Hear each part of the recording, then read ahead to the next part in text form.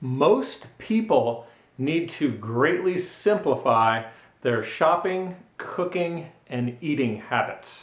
What is the best way to fuel our bodies, our hearts, our brains? That's easy. The two types of food are plant-based foods and, of course, animal-based foods. Technically, humans are omnivores, but just because we can eat animals 3, 4, 5 times a day, 7 days a week, doesn't mean we should. Every animal-based food source, even free-range, organic, etc., all of those foods contain things that are very likely to harm us over time. And all animal-based food sources lack fiber that we need in our diets. Nutritionally complete plant-based foods would include, of course, fruits, vegetables, nuts, beans, seeds, grains, and fungi.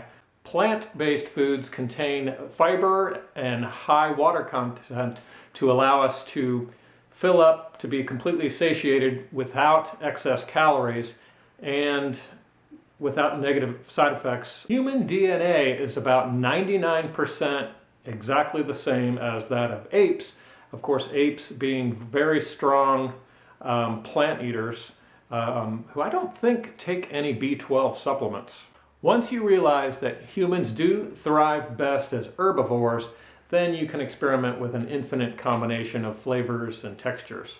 Organic, whole, all plant-based foods are the ideal, and it is easier than you would think. Minimally processed plant-based foods are the best way to avoid diabetes, obesity, cancer, heart disease, depression, etc., and including diseases that we're genetically predisposed to. Diets most definitely can affect the expression of genes. With each taste of food, you simply choose between life-enhancing plant-based foods or disease-promoting animal-based foods. Most of us are fortunate enough to have access to affordable transportation and refrigeration, so we don't truly need to worry about falling back on being omnivores and consuming animal-based foods to prevent starvation.